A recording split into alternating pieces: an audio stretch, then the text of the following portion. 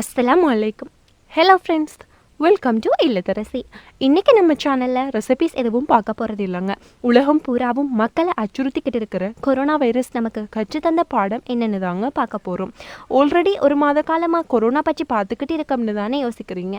ஆமாங்க, இந்த corona virus பற்றி கடந்த ஒரு மாத காலமாக உலக மக்கள் எல்லோரும் வீட்டுக்குள்ளே ஃப்ரீயாக இருந்து பல சேனல்ஸ் மூலமாக பார்த்துக்கிட்டு தாங்க இருக்கோம். ஆனால் நம்ம இப்போ அதை பற்றி பேச போகிறது இல்லை. இந்த கொரோனா வைரஸ் சீனாவில் கண்டறியப்பட்டு சீன மக்கள் இந்த வைரஸால் பாதிக்கப்பட்டு இறந்துக்கிட்டு இருந்தப்போ நம்ம நாட்டில் மக்கள் அன்றாட வேலைகளை எப்பவும் போல் செய்துட்டு தாங்க இருந்தோம். இப்போது 2 மாதம் முன்னாடி நம்ம நாட்டில் ஒருவர் கண்டறியப்பட்டு தொடர்ச்சியாக இந்த வைரஸினால் பல பேர் தாக்கம் அடைஞ்சிக்கிட்டே இருந்தாங்க. இப்படியே விட்டால் நாடு பூரா சுடுகாடாக மாறிடும்னு கடந்த ஒரு மாத காலத்துக்குள்ளே தான் நம்ம லாக்டவுன் பண்ணப்பட்டு வீட்டுக்குள்ளே அடைஞ்சிருக்கிறோம். பரபரப்பாக ஓடிக்கிட்டு இருக்கிற இந்த உலகம் அப்படியே ஸ்டாப் ஆகி நம்ம எல்லோருக்குமே மறுவாழ்வு கொடுத்துருக்குன்னே சொல்லலாம். வெளியில் ஓடிக்கிட்டு இருந்த மனுஷங்க இன்றைக்கி வீட்டுக்குள்ளே அடப்பட்டு இருக்காங்க. காட்டுக்குள்ளே நடமாடிட்டு இருந்த மிருகங்கள்லாம் இன்றைக்கி ரோட்டில் நடமாடுறத பார்க்க முடியுது. இந்த கொரோனா வைரஸ் நமக்கு பல பாடங்களை கற்று தந்திருக்கு. சுத்தம், ஒழுக்கம் அனைத்தையும் ஞாபகம் செய்திருக்கு. மனிதாபிமானத்தோடு நடந்துக்க கற்று தந்திருக்கு.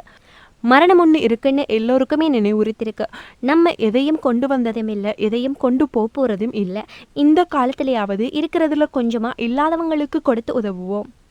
நாடுகளுக்கு இடையிலான போட்டி, மதங்களுக்கு இடையிலான போட்டி, மக்களுக்கு இடையிலான போட்டி அப்படின்னு எல்லாமே மறைஞ்சு இன்னைக்கு ஏழை பணக்காரன் அப்படிங்கிற பாகுபாடு எதுவுமே இல்லாமல் எல்லோருமே உயிர்கள் தான்.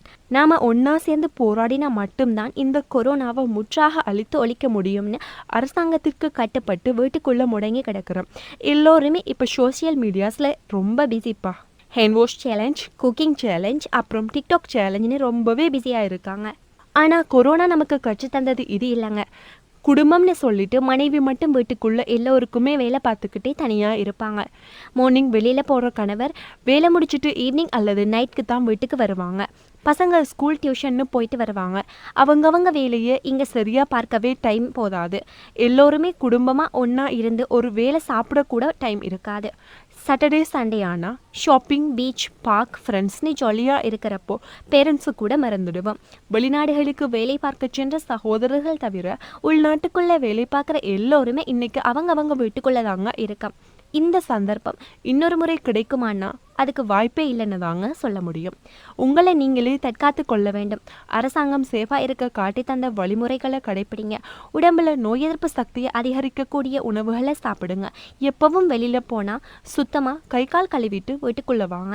உங்களை மட்டும் இல்லாமல் உங்களை சுற்றி இருக்கிற தாய் தந்தையர்கள், குழந்தைங்க, உறவினர்கள் எல்லோரையுமே கேர் எடுத்து பார்த்துக்கோங்க. இந்த நேரத்தில் நம்ம ஏழைகளையும் கண்டிப்பாக கவனித்து கொள்ளணுங்க. அன்றாட தேவைகளுக்கும் குறைவான வருமானம் பெறவங்க தான் ஏழைங்க. ஒரு மாத காலமாக வீட்டுக்குள்ளேயே அடைஞ்சிருக்காங்க. கண்டிப்பாக நம்மக்கிட்ட இருக்கிறதுல கொஞ்சமாவது சுற்றி இருக்கிற ஏழைகளுக்கும் உறவுகளுக்கும் கொடுங்க.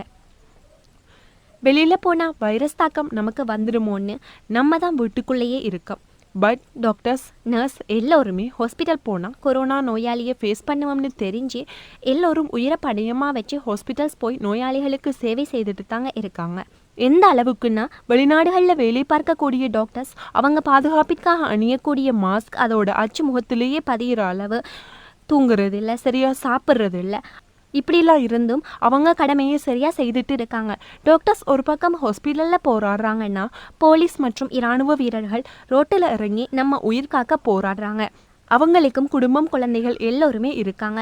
பட் அவங்க உயிரை கூட மதிக்காமல் குடும்பங்களை பிரிஞ்சு நமக்காக வெயில் மழைன்னு பார்க்காம ரோட்டில் நிற்கிறாங்க. அவங்க தியாகத்தை மறந்து அவங்க மேலே கல் வீசுறது, சுடுநீர் பை கட்டி வீசுறதுன்னு இழிவான ரொம்பவே கேவலமான செயல்லாம் நம்ம ஊர் இளைஞர்கள் செய்திருக்காங்க.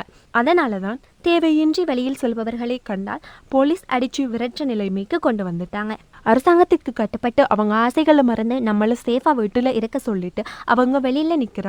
நம்ம வீட்டுக்குள்ளே இருந்தால் நமக்கு தான் அது நல்லவே தவிர அரசாங்கத்திற்கோ போலீஸ் அதிகாரிகளுக்கோ இல்லை. தயவு செய்து அவங்களையும் மதித்து நடங்க. வெயிலில் தாக்கத்தோடு நின்று வேலை பார்க்குறவங்களுக்கு உங்களால் முடிஞ்ச உதவிகளை செய்யுங்க. வீட்டு வேலைக்கு ஆள் வச்சுட்டு வீட்டில் என்னென்ன பொருள் இருக்குன்னு கூட தெரியாமல் ஷாப்பிங் போகிறதோட ஸ்டாப் பண்ணிக்கிற பல பேர் இன்றைக்கி வீட்டு வேலைகளை அவங்களே பொறுப்பாக செய்துட்டு இருக்காங்க. பசியோட அருமை, ஏழை விவசாயிகளோட அருமை இப்போ எல்லோருக்கும் புரிஞ்சிருக்கும். காசு இருந்தும் இன்னைக்கு பல பேர் பொருள் வேண்ட சில்லறை கடைக்கு கூட போக முடியாத நிலைமையில் இருக்கிறேன்.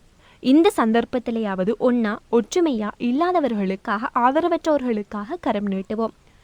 எம் மதத்தவர்களும் எம் சக நாட்டவர்களே, அனைவருக்கும் உதவி செய்வோம். இந்த நிலைமை எவ்வளவு காலம் நீடிக்குமோ தெரியாது. நம்ம ஒற்றுமையா போராடினா எதையும் வெல்லலாம்.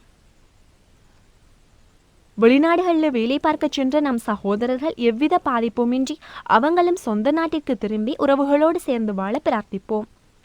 தாய் மண்ணிற்கு கட்டுப்பட்டு நடப்போம். இந்த வீடியோ உங்களுக்கு பிடிச்சிருந்தா லைக் பண்ணுங்க, ஷேர் பண்ணுங்க. இந்த வீடியோ பற்றிய உங்களோட கருத்துக்களை கமெண்ட் பாக்ஸில் கமெண்ட் பண்ணுங்க. மறக்காம சப்ஸ்கிரைப் பண்ணுங்க. தேங்க்யூ.